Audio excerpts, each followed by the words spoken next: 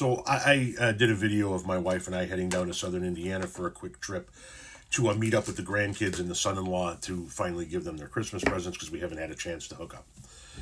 And one of the things that I said in the video is I showed some of the rural parts of my state of Illinois, some of the wide open farmland that exists in this great state, and I discussed in the video how this is the rural Republican conservative areas. These are the rural Republican conservative areas of Illinois that everybody likes to point out and say, look at all of this land that's red.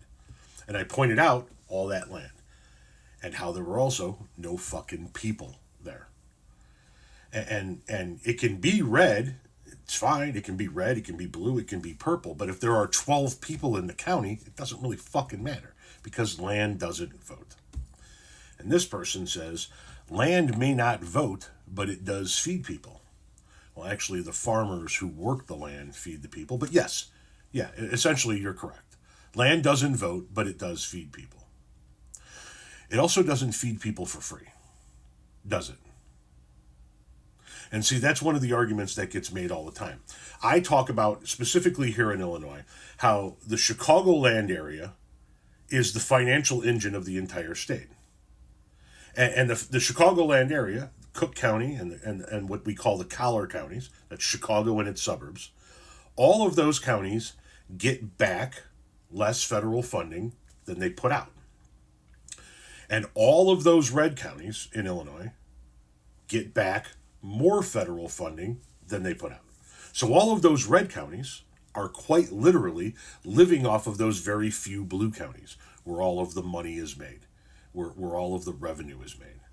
And yes, all of that food is grown out in the rural areas.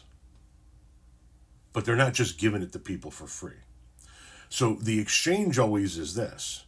We pay you guys for the food, right? We pay you for the wheat and the corn and the soybeans and the beef and the cattle and the pork. We pay you guys for that. What do we in Chicagoland get by propping you guys up financially, though? Right?